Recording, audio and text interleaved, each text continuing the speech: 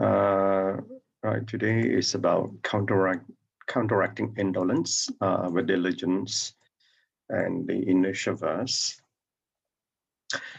Indolence hinders diligence and increases defilements of the mind. And, for the diligence, it counteracts indolence and allow us to practice all good deeds. Now, this is a very logical flow. Indolence, you overcome that, you put in the efforts. But the question now is, how do you then cultivate diligence?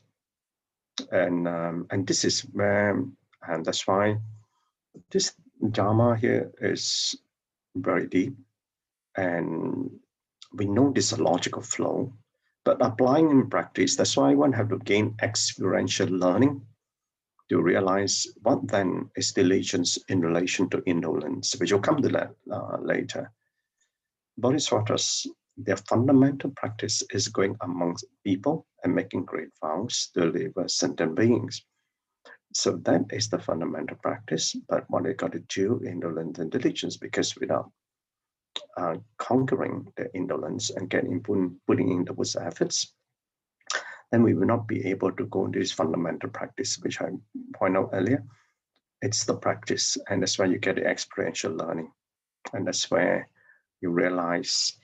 But you can't realize until it's like until you cross the bridge, and then you look back, and that's what Dharma is. The thing about teachings, the Dharma, is that they give you the answers first. You have to ask the questions later. So indolence not only hinders our diligence, but it also increases defilements of the mind. And what are these defilements of the mind that we have? And very often, when we want to get engaged in the practice, you'll find always many excuses as to why you can't do it, or why it's too early. I've got other things to attend to. I've got my family to attend to, so on and so forth. There will always be hindrances. If we are unwilling to accept teachings, we have no faith in ourselves and do not diligently walk the path. It must be because of indolence. And I've been taught from very early days that when we are obviously we all have work to do, we got a family attend to, so on and so forth. And I remember this Dharma Master used to say many years ago to me that all these things is nothing more than laziness. And I couldn't understand it at the time, but obviously when I look back, yes, and I realized that they were excuses. The next sutra verse then suggests that Sariputra, for those who are arrogant and indolent, and for those who cling to the view of self, do not teach this sutra.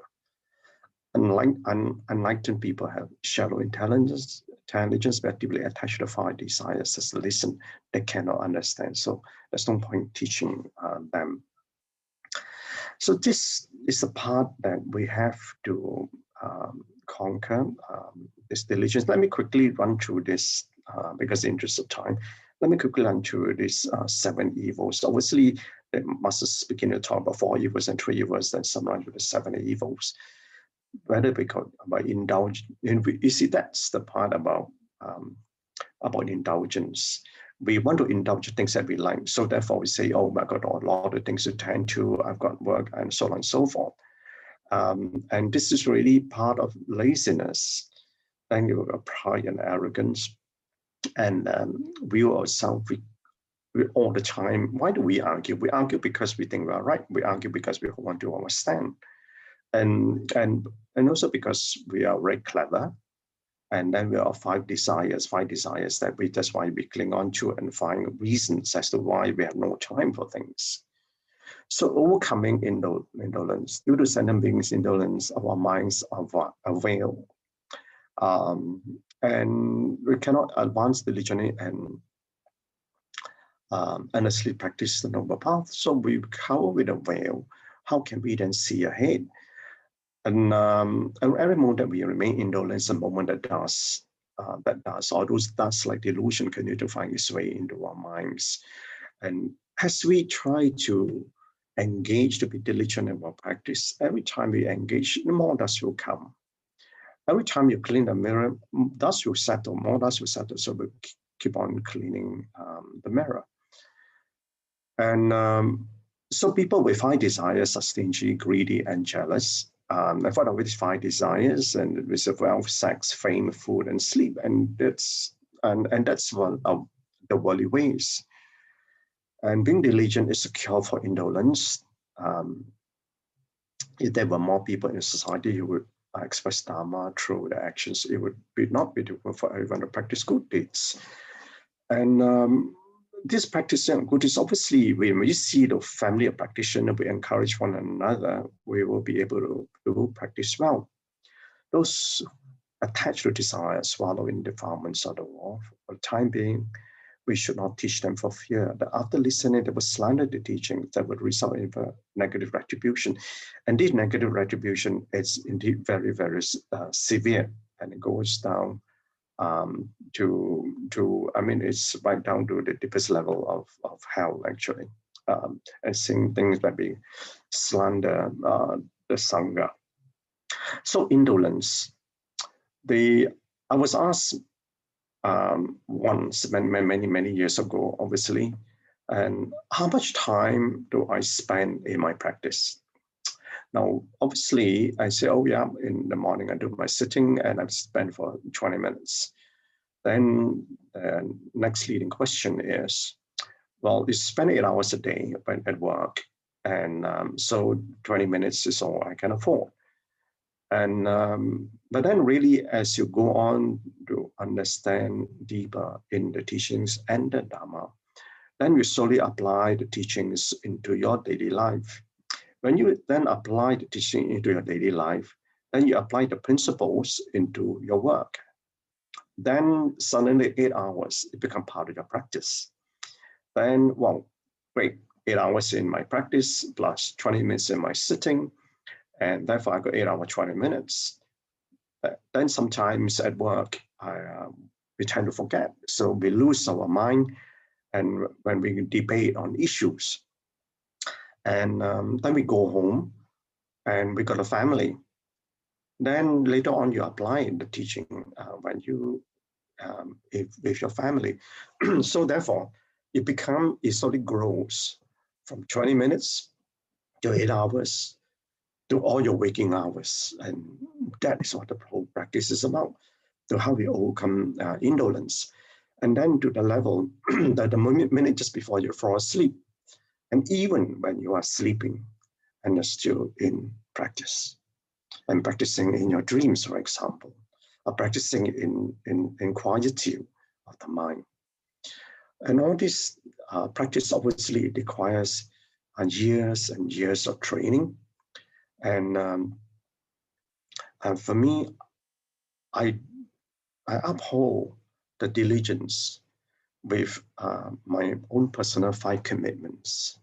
And very briefly, in the interest of time, is steady diligence, steadfast dedication, serious determination, sincere devotion, and strict discipline. And obviously, all these things, there are a lot more to that, but basically, there's 5 commitments.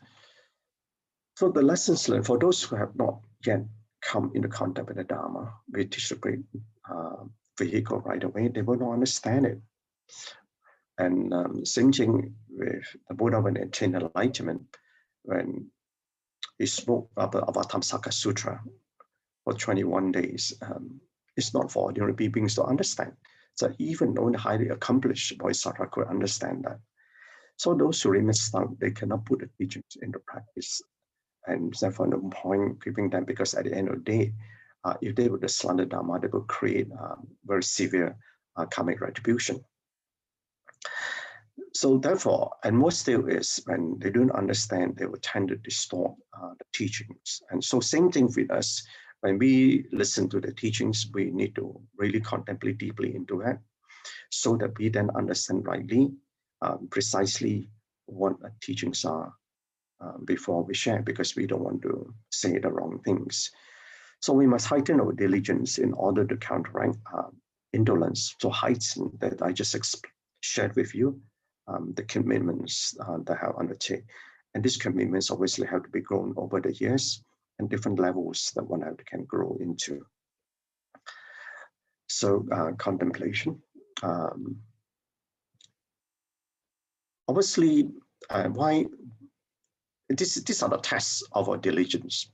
There will be storms in our life, and we don't want to find those storms as excuses, and then we then fall back to indolence. So much that we undertake and uphold the diligence, we have to deal with the storms in our life. But then we need to understand what the storms are. So sometimes thunder comes, sometimes rain, sometimes both will come, and thunders are loud awakenings for us to tell us that we got to move on, or we have to step up in our practice. And occasional some that come to your life are there to remind you of your practice. And these are the practice we got to step on our diligence and wake up our consciousness of awareness and mindfulness, which may be in slumber or indolence. And awareness, and this consciousness of awareness and mindfulness, and that's why those commitments are slowly being built into your consciousness, then aware of our inner development, and be mindful of our conduct in a way we practice. So then, therefore, it doesn't matter you're at work, you're at play, or whether you are with the family. So that is what makes you worthy of a disciple, and who is not easily moved by the storms in life, and not sensitive to what is said to you and about you. So on relationship, and following from that, in practicing relationship, so some find it conflicting and difficult to practice because of family commitments. And others do not give enough attention to the family because of spiritual practice. Either we ignore the family, you get straight into spiritual practice, or we say that, oh, I'm so committed to family matters, therefore I got no time for practice. And these are wrong views and different practices, because you take one or the other. But then like I just explained earlier, they're all one wholesome practice. If you know what the principles of the teachings are, having to attend the family is an excuse for not engaging in the practice. It's actually also indolence.